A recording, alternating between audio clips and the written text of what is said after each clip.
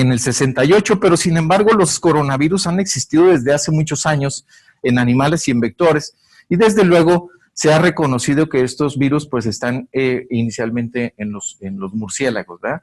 ¿Por qué se presenta esta enfermedad? Quizás porque el hombre mismo ha rebasado sus capacidades y sus límites y nos hemos acercado mucho a una situación de convivencia con animales y por lo tanto es una enfermedad transmitida por vectores.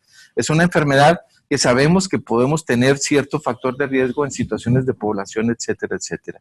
Este virus es un virus muy particular, es un virus que empezamos entonces a desglosarlo a partir de los 60s, empezamos a observar 6 coronavirus que son los que se transmiten y que hay en la comunidad. Inicialmente encontramos 4 o 5. Conocemos el árbol genealógico de los coronavirus, que se llama el pedigrí del coronavirus, que tiene un padre o un abuelo que es los primeros coronavirus que se encontraron en los 60s, posteriormente vienen los abuelos, que son los coronavirus que se encontraron por allá en aquel 68, posteriormente viene lo que es el SARS-CoV-1, que es el papá de este niño, y pues un hermano de él que es el MERS, en los 60s, en los 90s, y posteriormente encontramos entonces coronavirus ahora en diciembre. Déjenme platicarles muy interesantemente que precisamente en la literatura, la Organización Mundial de la Salud y las Naciones Unidas se encargaron de crear un grupo colaborativo internacional para observar la situación del coronavirus y la situación de qué es lo que estaba pasando. Y muy interesante, nace un organismo internacional que se llama la Junta de Gobierno de Monitoreo Global y que publicaron en el mes de septiembre del 2019 un primer informe de la doctora Go Grale-Harlan, que es la directora anterior de la OMS, y en la que nos dice en septiembre del 2019 que había un mundo amenazado.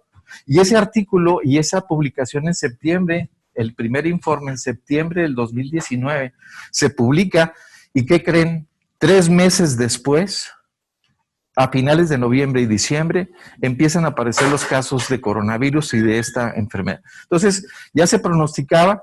Este mismo grupo, ahora recientemente el 14 de septiembre, publica su segundo informe de la misma situación y el mundo se encuentra entonces en desorden.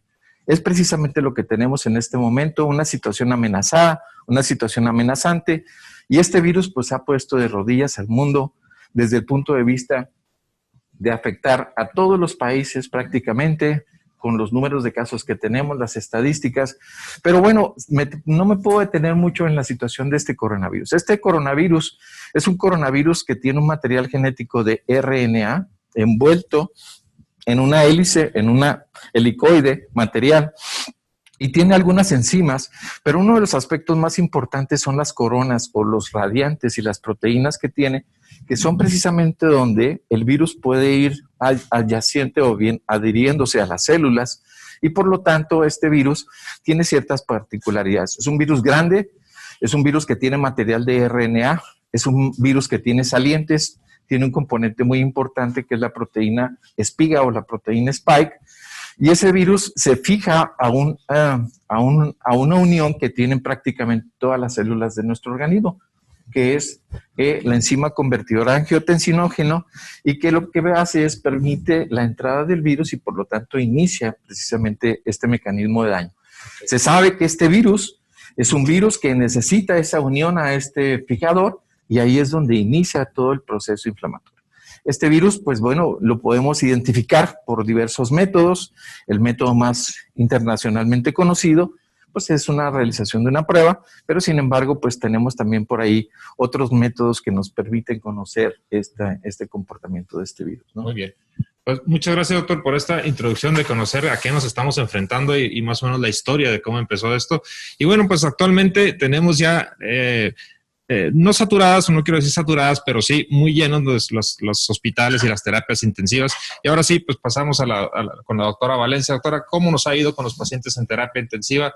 ¿Cuáles han sido los factores importantes? Porque sabemos que el hecho de que se tengan que pasar a ventilación mecánica o a fase 3 de ventilación, a intubar al paciente, es de mal pronóstico.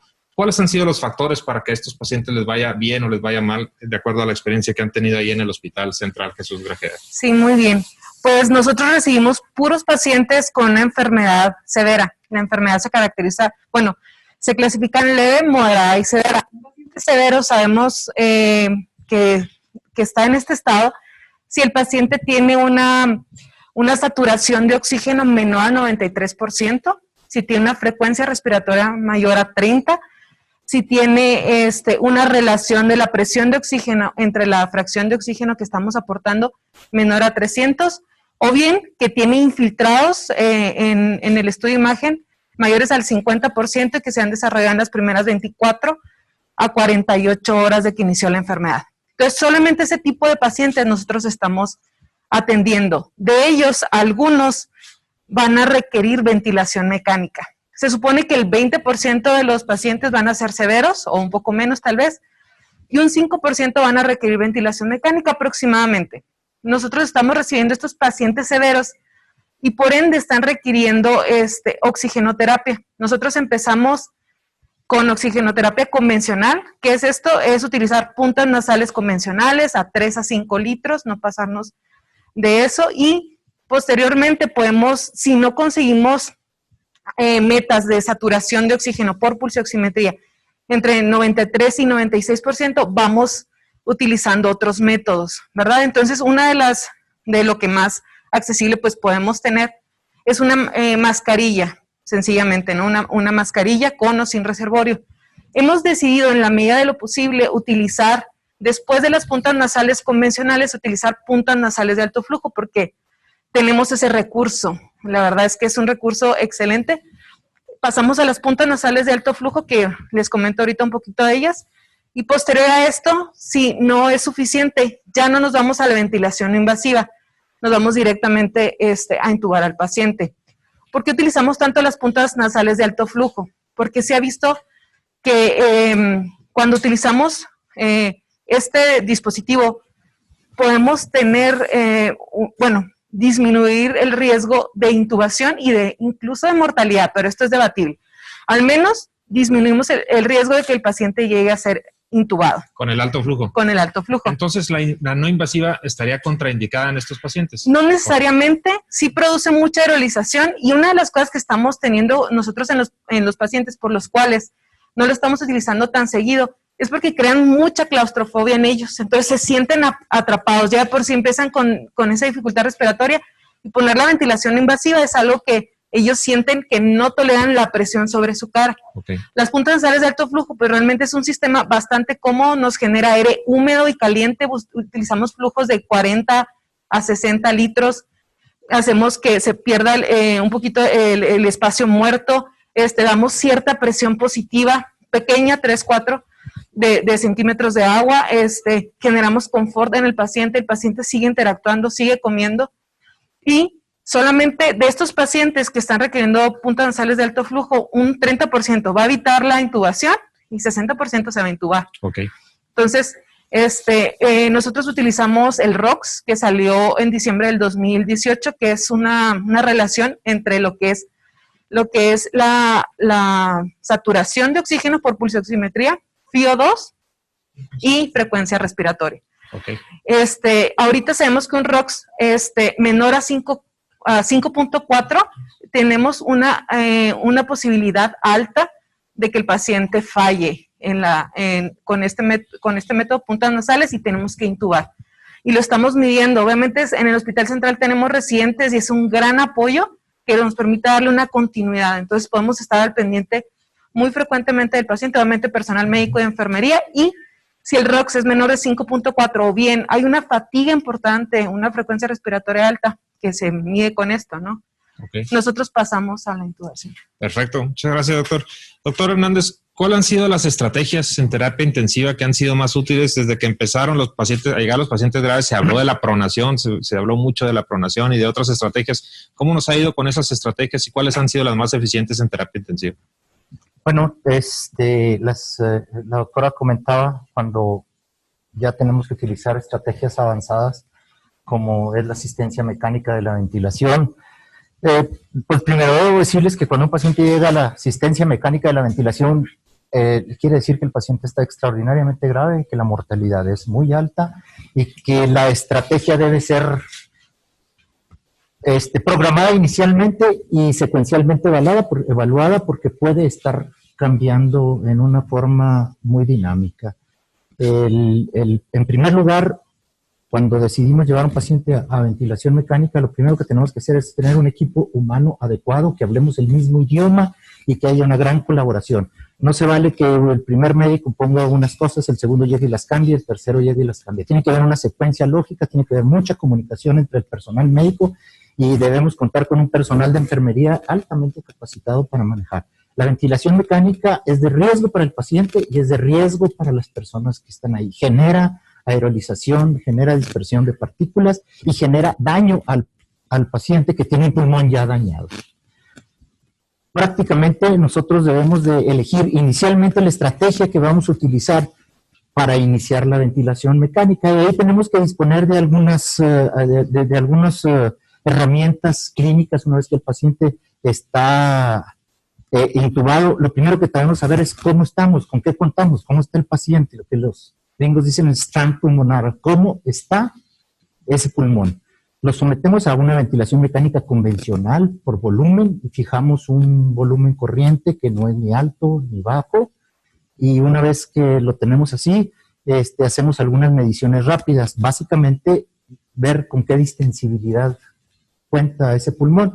Nosotros podemos medir con los nuevos respiradores la distensibilidad pulmonar dinámica, al menos. La distensibilidad pulmonar específica es más difícil de medir, pero con distensibilidad pulmonar dinámica.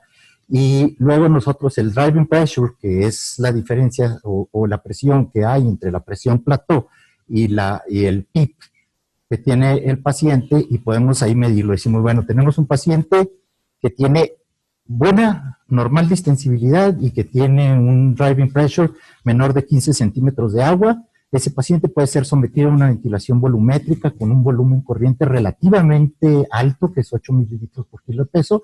No es necesario hipoventilar a ese paciente y ese paciente puede seguir con esa estrategia de ventilación hasta que pueda ser reevaluado el resultado de esa estrategia. Si nos sale con distensibilidad baja, si nos sale con un driving pressure o una presión de distensibilidad, un trabajo motriz alto, entonces nosotros tenemos que usar otra estrategia, empezar a mejorar, a ventilar a los pacientes con volúmenes corrientes más bajos, tratar de limitar la presión y podríamos nosotros titular el volumen corriente, la frecuencia respiratoria, de acuerdo a la presión plató que tenga el paciente, al driving pressure, a la FiO2 que necesitemos y a lo que logremos con esto. Una vez que hacemos estas dos estrategias, en estos dos tipos de pacientes, los dejamos y luego nos toca, después de eso, reevaluar cómo va a continuar esta estrategia. Nosotros podemos decidir si este paciente tiene razonablemente buena función pulmonar, si su pulmón tiene buena distensibilidad, o lo que conocemos como el fenotipo L, ¿verdad? El fenotipo L fue una clasificación reciente en esta epidemia de Gattinoli, ¿verdad? Que decidió que había dos tipos de fenotipos de los pacientes, unos que cumplían el requisito para ser denominados como síndrome de insuficiencia respiratoria aguda severa, que es la clásica definición de ARDS, y otros que no cumplían. Claro, los que no lo cumplían, pues se consideraba que eran pacientes que podían aceptar, tenían baja elasticidad pulmonar. O sea, para poder hacer coincidir el que todo era baja elasticidad pulmonar, bajos trastornos de ventilación, perfusión, no tenía cortocircuitos, el pulmón no tenía mucha agua, dijimos, bueno, todo es low, ¿verdad? Todo es bajo y lo ponemos. Si era al revés y cumplía los requisitos de Berlin de ARDS, pues nosotros lo manejábamos como ARDS. Si este paciente tiene un fenotipo L, lo podemos manejar más conservadoramente. Este tipo de fenotipos no responde adecuadamente a la reclutación, no responde adecuadamente a la posición prono. En estos pacientes, a veces lo que tenemos que hacer es procurar disminuir el barotrauma, disminuir el volutrauma y ojalá pudiéramos limitar el biotrauma, que es a veces lo que nos queda incontrolable, ¿verdad?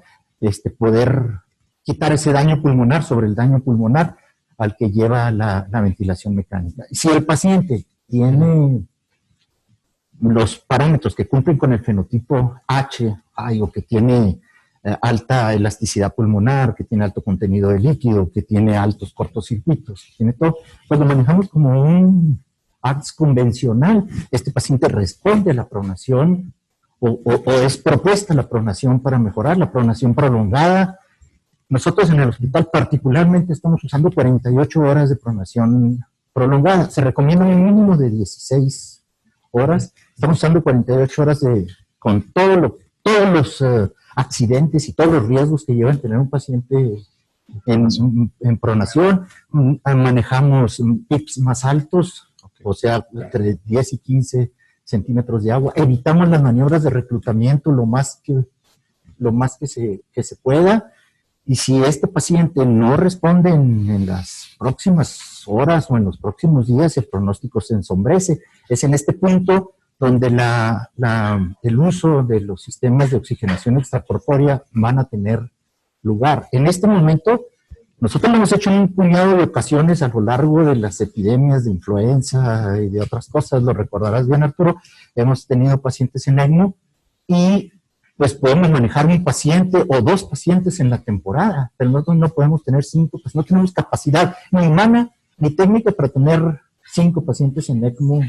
Pero entonces, sí es en dado caso, sí es una estrategia que se puede utilizar, la utilización de membrana extracorpórea. Definitivamente yo creo que es una estrategia, una muy buena estrategia, y que cada vez irá tomando más, pues conforme se vaya conociendo más y conforme se vaya pudiendo hacer más estandarizado este procedimiento. Porque la máxima estrategia que tenemos es la estrategia convencional para el mismo manejo que el síndrome de insuficiencia respiratoria de cualquier causa, pacientes pronados, reclutados, con PIP altos. Y si esto no resulta, las cosas en corto tiempo las cosas se van complicando, porque la ventilación mecánica no está nada libre de complicaciones. El barotrauma, el volutrauma, las infecciones son caóticas. Dicen, no se muere de insuficiencia respiratoria, se muere de neumonía. Claro, ok. Al final de cuentas. Muy bien, muchas gracias, maestro. Y ahorita que hablábamos de estrategias ventilatorias, también se ha tratado, no tenemos para el coronavirus como lo teníamos para la influenza un antiviral específico que sea realmente eficiente, pero se han intentado algunos medicamentos. Doctor Flores, ¿cómo nos ha ido con estos medicamentos y qué tipo de medicamentos son? Si se dan cuenta, pues lo que hemos hablado prácticamente hasta el momento son pues prácticamente puras medidas de soporte, ¿no? Que es básicamente el tratamiento del COVID-19. Realmente los medicamentos antivirales, pues las experiencias son muy anecdóticas, son procedentes de estudios observacionales, ¿verdad? Apenas a la fecha se empieza a dar un poquito más evidencia de la contundencia de algunos otros medicamentos. Tratamos de buscar siempre al día lo más nuevo en relación a los nuevos medicamentos antivirales, ¿verdad? Pero los resultados, somos muy escépticos los médicos con los nuevos tratamientos antivirales. No creemos tanto, queremos más que todo, nos enfocamos más que todo en tratar la respuesta inflamatoria que desencadena el virus y que es la que nos ocasiona unos estragos, no nomás pulmonares, es una enfermedad sistémica, es la definición de lo que es una neumonía típica. La neumonía típica es una enfermedad sistémica con repercusión pulmonar. Entonces, el daño es multiorgánico. Y dentro de la historia natural de la enfermedad, ¿verdad? Esa es la falla orgánica múltiple y eso lo ven los intensivistas de forma cotidiana. Por eso de ahí la importancia que el tratamiento es multidisciplinario. Es importante que intervenga un infectólogo, es importante que intervenga un intensivista, el neumólogo, pero también es importante a veces hablarle al nefrólogo, porque esos pacientes frecuentemente caen en una insuficiencia renal que empobrece, por cierto, mucho el pronóstico. Entonces, las alternativas terapéuticas en base solo a antivirales realmente no es nuestra gran herramienta terapéutica al momento. Es más que todo la terapia antiinflamatoria y con resultados muy variables, ¿verdad? Hay gente que tiene resultados espectaculares, hay gente que tiene resultados a mediano plazo y hay gente que con nada, hay pacientes que desafortunadamente nada en absoluto les puede ayudar. Y dentro de esos antiinflamatorios, tenemos antiinflamatorios que actúan en forma inespecífica, ¿verdad? Como son los esteroides sistémicos, y tenemos esteroides, antiinflamatorios que actúan en forma selectiva. Principalmente el que estamos utilizando ahorita es el tocilizumab. Sin embargo, no dejamos de dejar bien en claro que hay información todavía controversial, ¿verdad? ¿Cómo se llama? Los resultados han sido diferentes en cada centro hospitalario. Entonces, siempre la decisión a veces de administrar un medicamento de este tipo tiene que ser sometido a un comité de varios expertos locales, ¿verdad?, de cada hospital, y tratar sobre todo de salvaguardar el medicamento, porque si lo damos en una forma indiscriminada o le damos un mal uso, pues no está exento de presentarse algunas complicaciones. De acuerdo, pues eso complica todavía aún más las cosas, y creo que algo importante de enfatizar es lo que acaba de decir, maestro, que es una enfermedad sistémica, debe ser multitratada por diferentes especialistas y sobre todo individualizado el tratamiento. Eso es algo importante que hay que enviar, creo yo, de mensaje a nuestros compañeros médicos, que no hay una receta. Si viene ninguna enfermedad la hay, ¿verdad? Pero aquí tampoco, mucho menos hay una receta de cocina, hay que individualizar al paciente. Y hablábamos de las consecuencias de la ventilación mecánica, las habituales que ya conocemos, pero también en coronavirus. Ya habíamos presentado al maestro Marco Hugo Sánchez, les comentaba que es neumólogo y que actualmente está a cargo del manejo del paciente COVID en el Hospital Morelos, que ha sido uno de los hospitales que más pacientes ha recibido o está recibiendo en este momento. ¿Cómo nos ha ido desde ese punto de vista, Marco? ¿Cómo nos ha ido con coinfecciones a nivel bacteriano, a nivel viral? Decíamos que nos preocupa mucho ahora la pandemia, la temporada de influenza que se va a juntar con el coronavirus. ¿Cómo nos ha ido con coinfecciones? Bueno, ahorita con influenza, Con el micro. hemos tenido casos reportados en el hospital. Acércate al micro. Perdón. Sí. Ya nos acostumbramos al Zoom, ¿verdad? Sí. Oye, no, en cuestión de las infecciones bacterianas son las que principalmente nos complican, y sobre todo el paciente con ventilación mecánica. Ya cuando la ventilación mecánica está tardando más de lo habitual, que por sí mismo tarda más de lo habitual, o sea, un paciente con una neumonía bacteriana, estamos acostumbrados a los 5 días ya empezar un destete de la ventilación mecánica bastante efectivo. Estos pacientes estamos teniendo por medios de 10 a 15 días para poder hacer una retiro de ventilación mecánica, y en algunos pacientes hasta más. Pero sí, la gran complicación ha sido las sobreinfecciones bacterianas, más que ahorita la coinfección con influenza, porque peculiarmente no ha estado en nuestro hospital, no ha estado en el momento, no se está identificando como tal, ¿sí? Aunque tenemos que entender las limitaciones de recursos que puedes tener y de laboratorio que puedes tener en un hospital tan grande. Pero las infecciones bacterianas, y cada vez con gérmenes más resistentes, o sea, ya el Acinetobacter es un germen cotidiano. La Klebsiella KPS también, o sea, ya es raro encontrar en los cultivos. A mí me ha tocado peculiarmente, más que en el IMSS, en el medio privado, estar haciendo broncoscopías en pacientes con coinfecciones, encontrar secreciones con bacterias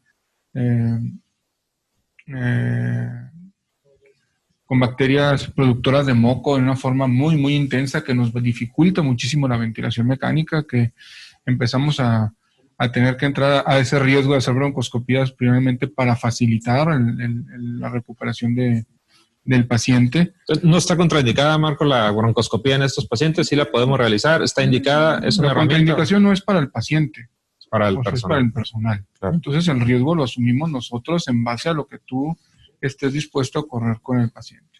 Entonces, hemos buscado estrategias de meter el broncoscopio. La primera broncoscopía la hicimos con caja de protección y prácticamente en posiciones extrañísimas para poder entrar a realizar las broncoscopías, pero lo hemos logrado. Y es una herramienta útil. Muy útil, sí. Porque cuando estás con la sobreinfección y cuando ves que las secreciones salen, son prácticamente un chicle, y quieren todo el mundo aspirarlo en una forma convencional, no la hacen. Okay. Atelectasia es común como complicación. Los neumotórax, ahora estamos viendo los neumotórax como cuestión de neumotórax espontáneo, es algo cotidiano, incluso en la recuperación del paciente por la fibrosis periférica que queda en el paciente. Pero la broncoscopía se vuelve una herramienta muy útil, muy peligrosa. O sea, la carga viral a la que te expones es enorme. Entonces tienes que tomar todas las medidas de protección habidas y por haber. ¿Sí? Perfecto. No sé si son medidas de valentía o de ser temerario, pero nos tocó en su momento hacerlo y afortunadamente ha repercutido en el bienestar de los pacientes. Excelente. Pero son medidas que se tienen que tomar muy, muy en cuenta y en el paciente que sabemos que se tiene que hacer. No son medidas habituales. Pero las sobreinfecciones son las que más nos complican. Y el problema es que como son ventilaciones muy prolongadas por la fibrosis que va desarrollando el paciente a largo plazo, te complica un retiro de la ventilación mecánica temprana y vienen las sobreinfecciones. Y hacemos traqueostomía y vienen más sobreinfecciones peculiarmente. Entonces aquí hemos estado trabajando codo a codo con los infectólogos, codo a codo con los internistas, porque esto se vuelve complicado. Hemos tenido que utilizar medicamentos prácticamente en forma novedosa, el Chareva, medicamentos que ni siquiera existen en México para infecciones que ya no tienen otro. Ya ves el antibiograma y dices, bueno, agua bendita les doy o hacia dónde vamos. O sea, precisamente para eso estamos. Porque precisamente, bueno, pues, ampliando el comentario del doctor, yo creo que aquí el aspecto es, creo que lo que estamos aprendiendo de esta enfermedad, creo que todo el mundo tenemos que verla en una forma horizontal. Y desde el punto de vista de la participación temprana, oportuna, y desde luego con la mejor estrategia de poder recuperar a un paciente que se encuentra en una situación crítica. Mencionábamos ahorita muy importante la cuestión de las sobreinfecciones. Es una situación que todos los días lo vemos en cualquier institución y desde luego que depende mucho de una búsqueda temprana, de una intuición temprana y que el laboratorio aporte importantemente con la contribución e identificación de gérmenes. Porque desde el punto de vista que lo que observamos y escuchamos ahorita al doctor Flores, el tratamiento quisiéramos que fuera un grupo de consenso, que estemos en común entendidos, de decir, bueno, ¿cuál es el tratamiento inicial? ¿Con qué tratamiento vamos a empezar? ¿Con qué tratamiento vamos a continuar? ¿Y en qué momento nosotros vamos a agregar otros tratamientos o otros fármacos? Creo que la evidencia que existe en el mundo en este momento principalmente nos ha hecho analizar precisamente la gran cantidad de publicaciones científicas que aparecen en la literatura. Existe el Centro de Medicina Basada en Evidencia de Oxford, que es uno de los primeros centros en los que está analizando toda la literatura que se publica en relación a COVID, y precisamente porque había un desorden en esta situación. No hay un pensamiento único, no hay una disciplina, no hay un seguimiento. Desafortunadamente existe una abrupta situación de grupitos, publicaciones pequeñas, y precisamente la Universidad de Oxford ha puesto en evidencia esta situación y decir, fíjate qué caro le ha salido al mundo toda esta pandemia, y eso que tenemos nada más 10 meses. El Centro de Evidencia de Oxford lo que ha puesto es precisamente orden, y una de las cosas más criticadas en esta situación es que el mundo se gastó mucho dinero en encontrar medicamentos que pudieran ser útiles para COVID. Y está la situación del presidente de Estados Unidos, donde promocionaban un fármaco y desafortunadamente ese fármaco se cayó, vino abajo, pero se gastaron millones de dólares. Y el estudio más económico, el estudio más importante de impacto en relación a COVID, fue precisamente el estudio de recuperación, que es el Recovery, que le costó a Inglaterra precisamente subir la plataforma y decirnos a los clínicos, hey, utilicen dexametasona, utilicen esteroides porque es un muy buen medicamento y ayuda. Y este estudio de Recovery fue un estudio analizado en la literatura, el más económico. El estudio más caro, existen más de 45 estudios internacionales y mundiales con hidroxicloroquina, y aquí llegamos a la conclusión que no servía. El segundo estudio más importante que existe de evidencia, de medicina basada en evidencia, son los anticoagulantes. Sabemos la situación de la utilización de enoxaparina precisamente para quitar esa situación de la formación de esos microtrombos, que el paciente sabe que en algún momento esas plaquetas van a formar esos trombos, y pues evidentemente los anticoagulantes son importantes. El tercer estudio que existe evidencia es con Remdesivir, en el que nada más lo único que ha demostrado de todos los 150 medicamentos, solo 3, y Remdesivir es el más bajo, en el que ayuda a que el paciente pueda recuperarse y salir más rápidamente del estudio o del tratamiento o del hospital. Pero no existen otras situaciones.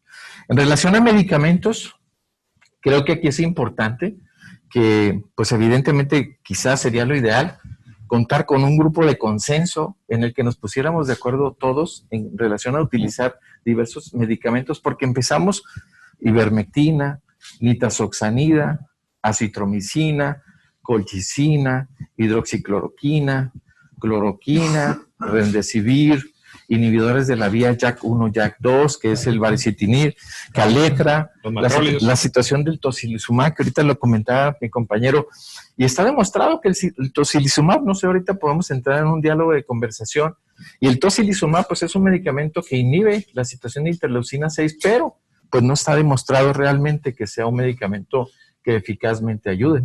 Algunos grupos lo utilizan tempranamente, otros también la situación del tiempo. Yo creo que con tocilizumab podemos quedarnos un poquito de tiempo. ¿Por qué? Porque quizás lo hemos utilizado mal, lo hemos utilizado tardíamente. Y aquí lo que está sucediendo es que desafortunadamente nuestros pacientes de COVID están llegando en fases muy tardías. Están llegando en fases más allá de 10, 14 días y la situación de la ventana de eficacia de tocilizumab pues es algo interesante. Eso lo hemos provocado también. Tardío lo hemos provocado en la información.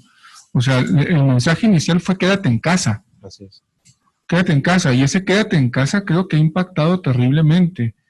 El segundo mensaje fue espérate a la PCR a que esté positiva. De aquí a que se manda al INER, de que se manda al INDRE y que nos regresen en 15 días y el paciente está sepultado. O sea, la estrategia tiene que ser una estrategia proactiva de los hospitales, del sector público, de tener un diagnóstico temprano. Nosotros como estrategia en el hospital nos hemos dedicado a buscar neumonías en la fase inicial. ¿Sí? Si el paciente está infectado, pues bueno, ¿tiene neumonía? No tiene neumonía. Bueno, probablemente se va a recuperar solo con paracetamol y ibuprofeno y Dios lo cuide.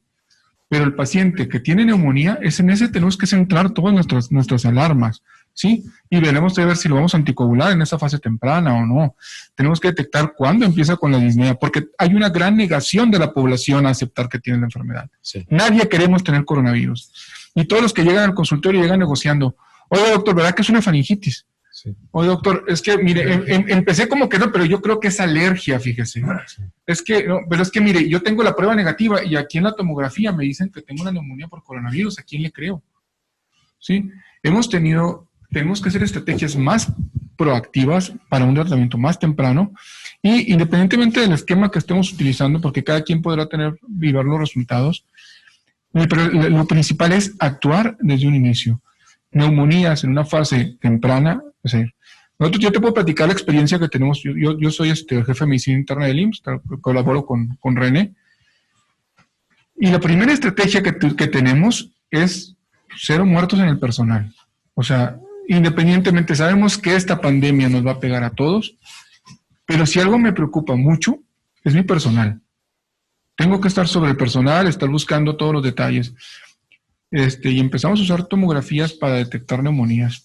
Sí. Te puedo decir que nos falleció una persona, un personal de salud al inicio de la pandemia. De ahí a la fecha no ha fallecido nadie del personal de salud del Morelos. Y esto, creo que es significativo, porque si la mortalidad está en el 13%, en el 8%, dependiendo de la estadística, en una población tan expuesta y tan cerrada, que ha tenido más de 300 contagios, no tenemos ningún muerto desde que se inició una estrategia de detección temprana. Entonces, que es un grupo cerrado, que eso también me sirve mucho de referencia, me sirve para seguir aplicando esas estrategias también afuera. El paciente se tiene que en lugar de estar bailando con pruebas rápidas que se me hacen muy antiéticas, o sea, esas pruebas rápidas, creo, no sé qué digan los maestros, pero solamente meten confusión. La PCR creo que es esencial para el manejo epidemiológico, pero no para la toma de decisiones clínicas de inicio. Así es. Volvemos a una de las máximas de la medicina que siempre hemos comentado, ¿no? Que lo importante es el paciente y la clínica. Y como dices, a veces nos basamos mucho en la PCR. La PCR lo más rápido que la podemos tener es 24 horas y son 24 horas muy valiosas. Y creo yo que ahí hay que darle un valor también importante a la tomografía de tórax como un diagnóstico más temprano del paciente.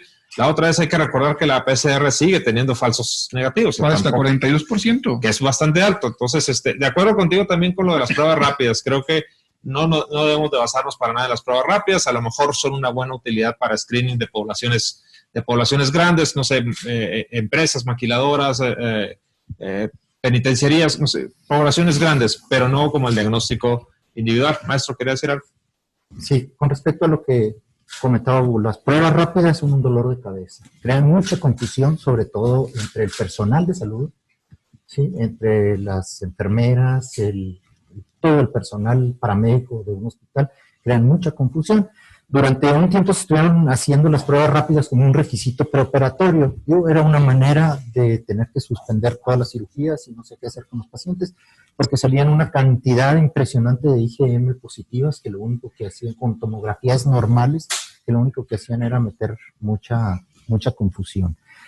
En cuanto al manejo del paciente, totalmente de acuerdo con lo que dice Hugo, la clínica manda, si el paciente camina como pato, hace como pato, y pues es un pato y hay que tratarlo como tal. No vamos a negociar si es alergia, si se le reactivó las reacciones febriles, como dicen ellos, es la tifoidea que me da cada año. Vamos a actuar pronto. Ahora, nosotros hemos tenido la oportunidad de poder tener una PCR para SARS-CoV-2-19 en 4 horas, porque la estamos efectuando ya ahí mismo en el hospital, y junto con un panel de virus respiratorios por ahora por la temporada que viene. Entonces va a ser práctico tener un panel y nosotros tener decisiones terapéuticas basadas en una PCR, en un cuadro clínico, en una tomografía de tórax y en todos los exámenes que tratamos de medir nosotros la respuesta inflamatoria sistémica y tomar la decisión de usar con relativa libertad la terapia anti-IL-6. Sabemos lo que comentó René hace unos momentos, hay pacientes que responden extraordinariamente bien y en 24 horas están muy bien. Hay otros que tienen una respuesta media y otros que no responden. No sé cuáles sean. Hemos manejado otro tipo, los inhibidores de receptores JAK1, JAK2. Hemos visto que es un medicamento como más, no hemos tenido ni respuestas espectaculares ni malas, simplemente muchos pacientes con neutropenias severas responden. No. Algunas Generalmente un inhibidor de JAK te empieza a producir disminución de las citopenias después de 14 días. El tiempo que usamos con un inhibidor JAK1, JAK2, pues son de menos de 10 días. Yo quisiera comentar algo. ¿Qué es COVID? ¿Qué es COVID? La enfermedad. La situación es la enfermedad, pero aquí lo que te pone la evidencia y te lo marca mucho la situación es la definición mundial de COVID establecida por la OMS, inclusive la OMS misma, no tiene muchos elementos y una de las cosas es la prueba de PCR. Hay países en las que no se basan en PCR. Son situaciones evidentemente clínicas y por lo tanto podemos desbaratar la PCR. La PCR no se puede hacer a todos. Así es. Es cara, vale 3,000 pesos. Es algunas veces inaccesible porque pues la población el escenario clínico de un paciente privado es muy diferente a un paciente Técnicamente complicado. Exacto, no pero yo te voy a explicar por qué está complicado. ¿Qué es la situación de PCR? Ni siquiera sabemos interpretar una prueba de PCR. PCR es una reacción de cadena de polimerasa. Lo que yo voy a hacer es un fragmento del RNA se pasa a un DNA y se amplifica las veces que es necesario. La prueba se reportaba nada más como positiva, pero si tú haces un análisis de esa población, está publicado en un artículo internacional, en el que precisamente ¿qué es lo importante de PCR? El nivel de umbral de ciclo. Significa las veces que tú necesitas amplificar la prueba para que te salga negativa, o bien agarras un pequeño fragmento esbozo del virus y te sale positiva. Pero es muy diferente un umbral de ciclo con carga alta a un umbral de ciclo que está ya vista ya. Por eso el paciente, algunas veces, con el PCR se decía, ¿verdad? Es un paciente que todavía está infectante o infeccioso. No, no es cierto. Hoy la evidencia nos dice entonces, ¿cómo interpretar el PCR? Un PCR tiene un índice de falla de hasta el 42% que lo mencionamos, pero también depende mucho del tiempo. Por eso algunos pacientes pues son PCR negativos, pero tienen COVID. No baso mi diagnóstico en base a una prueba. Nos ayuda a apoyarnos también en los anticuerpos. Es importante. Y el PCR no es tampoco el que me va a decir que estás infectante o no. Sí. Entonces, el punto es, un paciente es infectante desde que empieza su primer síntoma de 0 o 1 y se establece hasta 8 o 10 días en formas leves. En formas más severas, se extiende un poco más la presencia, y esto basado en cultivos celulares. Y por lo tanto, hay pacientes que ya están en el hospital, después de 20 días ya no están realmente tan infectantes, pero tenemos que tomar las precauciones. Aunque sigan con PCR positivo. Un PCR te puede salir positiva. Y es lo que pasa a la gente que te dice, vas a hacerte una prueba PCR para que vengas a trabajar otra vez. Importante eso, que puede seguir saliendo positiva. Adelante. Probablemente lo que está diciendo es eso, pero de que sabemos interpretar una PCR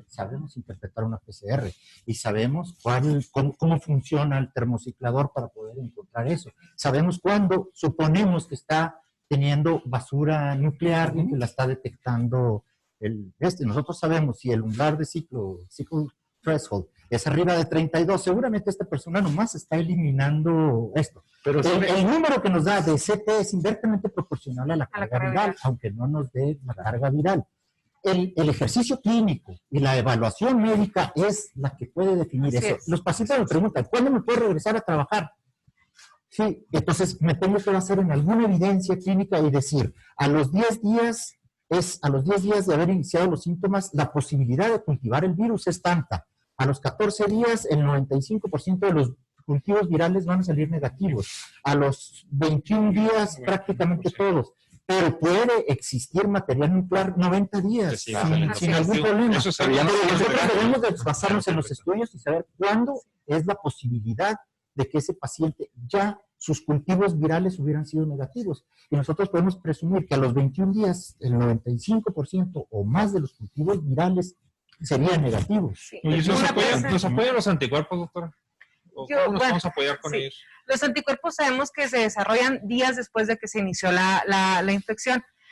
Hay unos estudios muy interesantes que nos hablan de que entre el 17 y el 19 días tenemos aproximadamente entre un 70 y un 80% de IgM y IgG positivas. Y hay un autor que lo marca muy fácil y dice, la IgM va a estar positiva en el 40% de los pacientes en la primera semana y en el 90% de los pacientes a la segunda semana. Entonces, para fines prácticos, los anticuerpos no se utilizan para tratar de identificar al paciente y para evitar la transmisión del virus. No se utilizan. Sí, porque prácticamente yo tengo que esperar 2 semanas para que me salgan positivos, obviamente no en todos, y en ese tiempo el paciente ya anduvo en la calle transmitiendo el virus. ¿Sí? Y nada más para comentar lo de la PCR, porque esta discusión se dio, una PCR positiva no nos habla de que el paciente tenga virus que es viable y que puede infectar. O sea, tenemos que interpretar. Y eso es cuestión de un médico. Eso no es cuestión de laboratorio. No se toman decisiones sin la participación de un médico. Sí, para ampliar lo que dice Betsa, no se necesita una segunda PCR.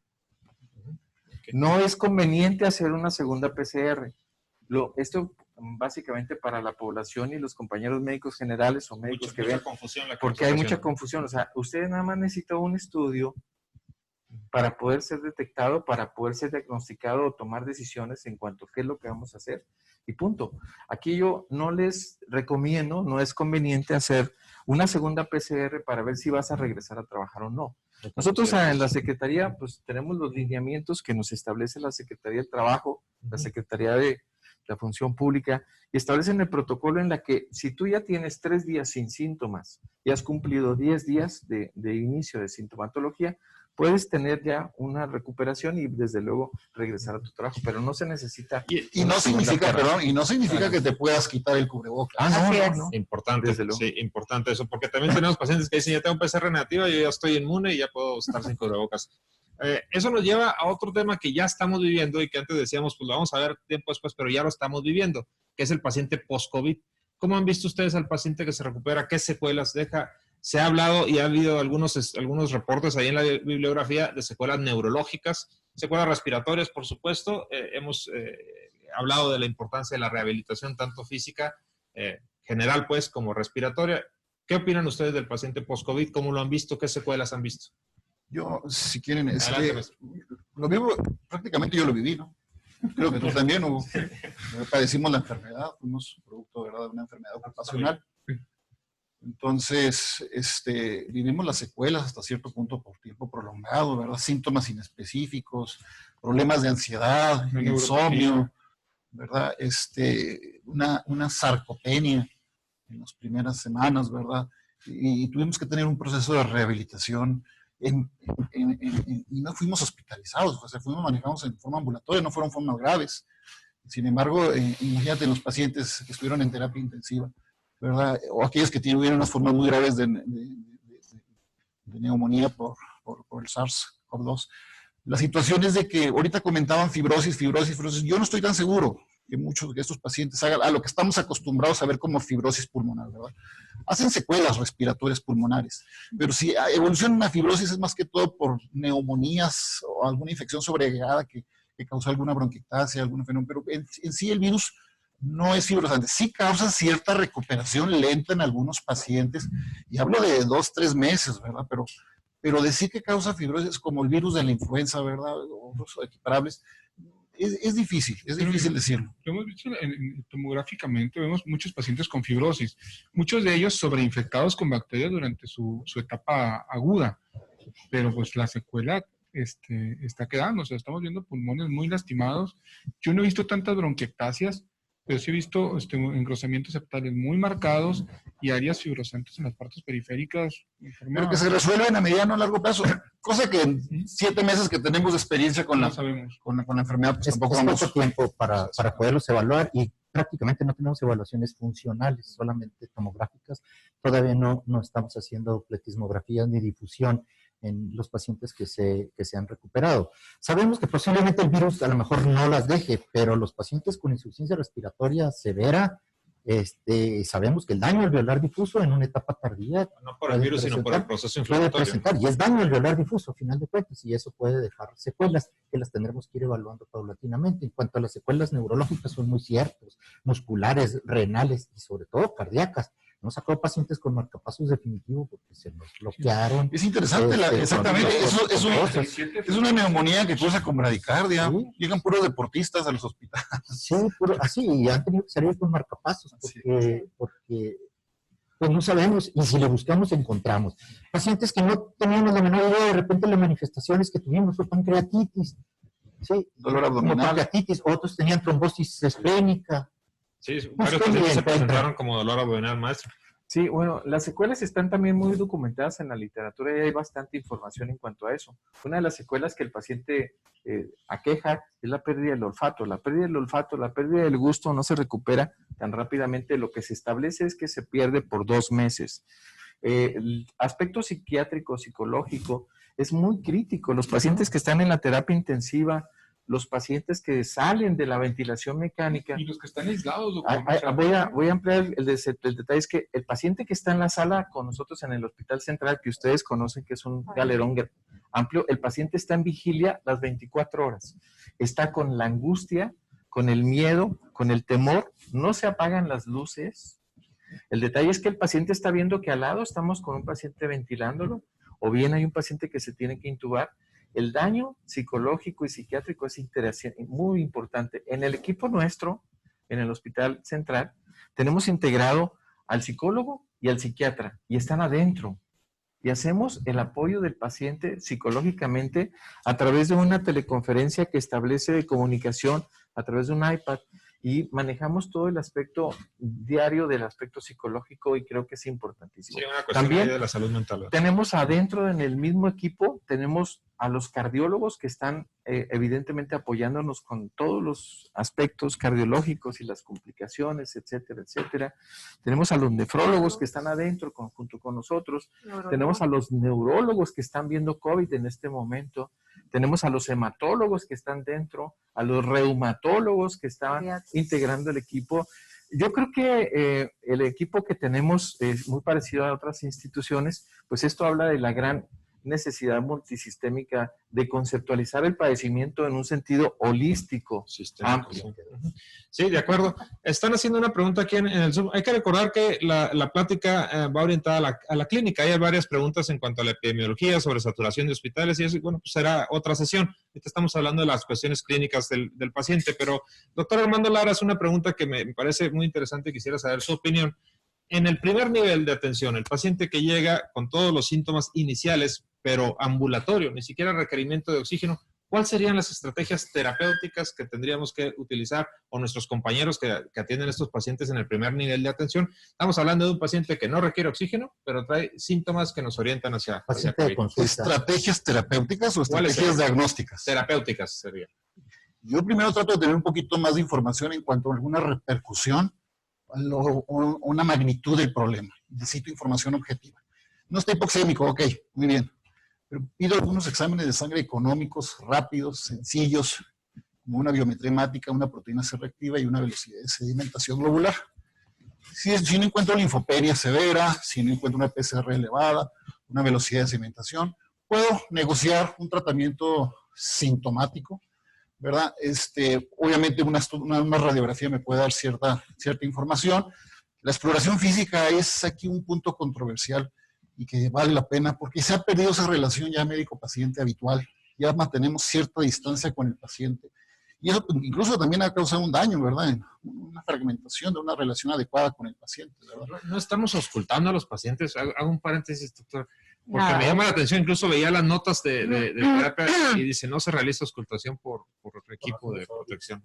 Sí. Pues sí. Entonces es una situación difícil. Tratamos de utilizar métodos para auscultar, aprovechando que ya estamos en el 2020. Ya tenemos tecnología, ya utilizamos estetoscopios con Bluetooth, ¿verdad? Y por cierto que la auscultación pues no va más allá de los estertores, ¿verdad? De formas difusas. Cuando los encontramos en la cara anterior del tórax, aguas. Es un paciente, es un parámetro de gravedad. Los estertores por lo general son posterobasales, subescapulares. Nunca vamos a encontrar sibilancias. Si hay sibilancias, esto no es, siempre pensar en otra posibilidad. Entonces iniciamos con eso y luego empezamos con un tratamiento sintomático. La vigilancia, el monitoreo es lo más importante. A veces abandonamos al paciente. No, tenemos que estar pendientes. Háblame, te doy mi teléfono, mándame un WhatsApp, no te voy a poder contestar inmediato, pero tengo que estar pendiente de ti. Consíguete un oxímetro de pulso, tenemos que estarte vigilando. Desafortunadamente los oxímetros de pulso pues ya empezaron a escasear, ¿verdad?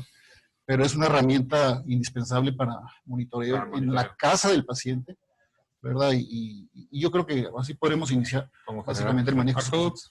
Paciente ambulatorio, ¿qué recomiendas tú para los médicos de primer contacto? Es que para el médico de primer contacto y segundo contacto, yo aquí mi posición es un poquito más agresiva. Nos ha tocado ver mucho paciente asintomático con neumonía. Y así, o sea, entre todo el rastreo que hemos hecho. Pero ninguno con neumonía con PCR normal, o velocidad de sedimentación normal, o linfopenia. De acuerdo, pero tenía neumonía y en un estudio de inmediatez es la tomografía. Y la tomografía está en costos bastante aceptables. En muchas clínicas está en 1,600 pesos, 2,000 pesos, que si bien no es lo más económico, te va a dar muchísima información sobre por dónde va este paciente. ¿Una tomografía? Una tomografía. Okay. Pero soltar tomografías sin ton ni son es exposición del personal radiológico, número 1. 2, es costos. Tenemos que tener un sistema de escrutinio más económico y abierto a la población. No podemos saturar los departamentos de radiología para que todo lo que tenga fiebre, ¿verdad? O algún síntoma no grave, ¿verdad? Estemos justificando. Yo creo que deben de incluirse en eso los factores preexistentes y las comodidades. Contacto. Otra vez individualizar al paciente. O sea, la edad que tiene el paciente, si es hipertenso, diabético, sobrepeso, todo lo que hace que influye que esos pacientes, lo hemos visto, pacientes hipertensos, pacientes diabéticos, pacientes obesos. Tienen una evolución más muy severa diferente que los pacientes jóvenes, sanos, por lo demás, que normalmente pues, les da, no es por juventud. Incluso a veces consideran hospitalización temprana en esos pacientes. Decíamos en un inicio. La tomografía es un recurso aislado, probablemente el único recurso aislado junto con la oximetría, muy valioso. Decíamos en un inicio, maestro, o decía yo que nos preocupa el que se agregue influenza. Y Brenda hace una pregunta que me parece importante puntualizar. ¿Está contraindicado en el paciente COVID positivo que está en su casa, está recuperándose, está contraindicado la vacuna para influenza o hay que aplicársela? ¿Cómo debemos de actuar ahí? Una muy buena pregunta, una muy buena, interesante situación que nos abre un comentario amplio, ¿no? Ahorita en Estados Unidos, que está el foco, en Houston, en El Paso, la frecuencia de influenza ha aumentado en una forma no alarmante, pero sí se está reportando en un porcentaje. El doctor de Houston, lo podemos ver por ahí, está reportando casi hasta menos, alrededor entre el 15 y el 22% con influenza. Entonces, ¿qué tenemos para pensar en influenza? Ya estamos en la temporada de influenza. Sabemos que va a llegar el virus y anda aquí, pero no estamos detectando influenza. Se menciona ahorita, Raúl mencionó la prueba molecular que tenemos ya empleada, que es una herramienta de apoyo a los clínicos, pero no lo vamos a poder hacer a todo el mundo. La situación de influenza, cuando vino el momento de influenza, dijimos, primero invadatum y luego averiguatum. Es decir, yo no voy a hacer un diagnóstico en base a una prueba, yo a mi intuición, como decía ahorita Raúl, habla como pato, camina como pato, y bueno, la situación pues es un pato, entonces lo que tenemos que es considerar influenza, pero ya, no tenemos que estar esperando.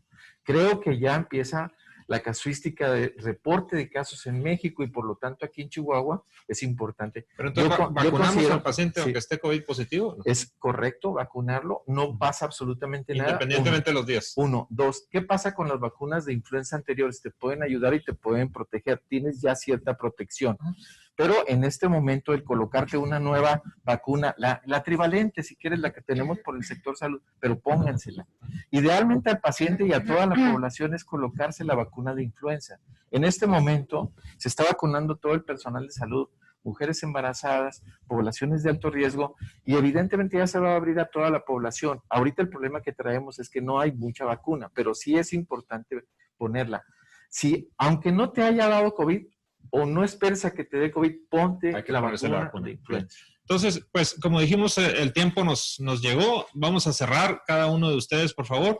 Vamos a tratar de limitar nuestro cierre. Recuerden, la idea es enviar un mensaje a los médicos de primer contacto o a los médicos en general, compañeros nuestros que en el estado están atendiendo pacientes COVID. Maestro, no, ahora sí terminamos con las damas, perdón. Doctora. Empezamos conmigo. Bueno, algo nada más muy sencillo para los médicos de primer contacto. Lleven seguimiento del paciente, lo más básico con oximetría y que el paciente tenga acceso de alguna manera a ustedes. Yo creo que esa es la mejor herramienta, que les pueda estar avisando si le falta el aire, si le duele el pecho, si la tos aumentó, si la fiebre no cede, ciertos datos que nos van a orientar a que la evolución no es buena. Si tratamos a los pacientes de forma temprana, vamos a tener mejores resultados. Y lo hemos visto nosotros que atendemos en el Hospital Central, una población que obviamente es una población de un estrato socioeconómico o sociocultural bajo, pero que siguiendo estas recomendaciones nos va bien y estamos sacando pacientes adelante, incluso en intubación. Entonces, el seguimiento más estrecho que puedan tener con su paciente. Pregunta difícil porque yo sé que varios lo hemos hecho o lo siguen haciendo. ¿Está indicado en el paciente de primer contacto que lo vemos ambulatorio el clásico manejo con ivermectina y macrólido o no? No. ¿Recomendable o no? No hay evidencia. No, Sale un artículo hace una semana sobre ivermectina como inmunomodulador, ¿sí? Como queriendo ajustarlo a esto. Como la citro, como la Sí, como la citro, pero sin fuerza. Entonces no. Maestro Flores, cerramos. Como un mensaje muy sencillo, que el doctor José Antonio Leal, ¿verdad? Maestro de ginecología, en algún momento nos dijo, el mejor médico no es el más inteligente, sino el que esté siempre disponible. Es decir, si ustedes tienen pacientes, ¿verdad? Denle seguimientos, es lo más importante. En un día a otro se les puede deteriorar el paciente. Entonces, tienen que tener comunicación abierta. Afortunadamente, la telefonía celular, el WhatsApp, nos ha cambiado ese tipo de comunicación con el paciente. Entonces, siempre procurar tener comunicación y darle seguimiento al paciente. Ese es para mí el mejor médico. Marcos, cerramos. Bueno, decir, el tratamiento oportuno, la inmediatez de los tratamientos es importantísimo. no negociar, no nos dejemos, si somos médicos, negociar con el paciente. O sea, no estamos negociando si tiene o no tiene la enfermedad. Si tiene la enfermedad, la tiene. No nos dejemos, no se trata de tener piedad y decirle si va a tener una faringitis, tiene alergia. No, estamos en medio de una pandemia y tenemos que ser muy, muy agresivos con el diagnóstico y ser muy contundentes con el diagnóstico. Nadie quiere tener COVID, nadie quiere estar aislado, nadie quiere... Pero la enfermedad, si está presente, hay que hacer que el mensaje claro por parte del sector salud. Creo que tenemos un excelente grupo médico. En esta sala están excelentes médicos reconocidos en forma nacional e internacional. Chihuahua no tiene falta de médicos, en ese sentido. Tiene médicos que están manejando en cada uno de los hospitales directrices muy acertados. ¿Sí? No le tengan miedo a los hospitales. No vemos un mejor médico que otro. O sea, acérquense con cualquiera. Todos estamos saturados, pero acérquense con los médicos, con los médicos neumólogos, con muchos médicos internistas, con los infectólogos. Acérquense a tener atención. Nadie tiene la intención de dañar a la población y creo que todos tendremos estrategias útiles y lo suficientes para atenderlos. ¿Sí? Maestro Hernández, cerramos. Cerramos, yo creo me adhiero a los comentarios de todos. El mejor médico es el que está siempre para el paciente, que lo está vigilando. No confiemos en tratamientos establecidos y le demos la falsa seguridad al paciente que ya está recibiendo un tratamiento que ahora sabemos que no es adecuado. Es preferible la comunicación diaria y la referencia temprana. Perfecto. Maestro. Hay que cerrar con muchas cosas. Es una enfermedad que en este momento necesitamos todos la ayuda de todos. Necesitamos la ayuda de los médicos generales, de los médicos familiares, de los médicos internistas, de los médicos que están en hospitales. No solamente nosotros vamos a atender a pacientes con COVID. De hecho, muchas personas se separaron, cerraron consultorios, se fueron a una situación de aislamiento por vulnerabilidad y no ven pacientes con COVID. Estoy seguro que esta situación va evidentemente a cambiar. Tenemos que estar preparados, mejor preparados. 1. 2, SARS-CoV-2, COVID, se quedó. Y hay que mentalizarnos. No va a salir esto en 7 días, ni en un mes, ni en un año. Se va a quedar a vivir aquí. 3, hay que seguir aprendiendo de esta enfermedad porque está muy joven. Todavía le falta mucha evidencia científica.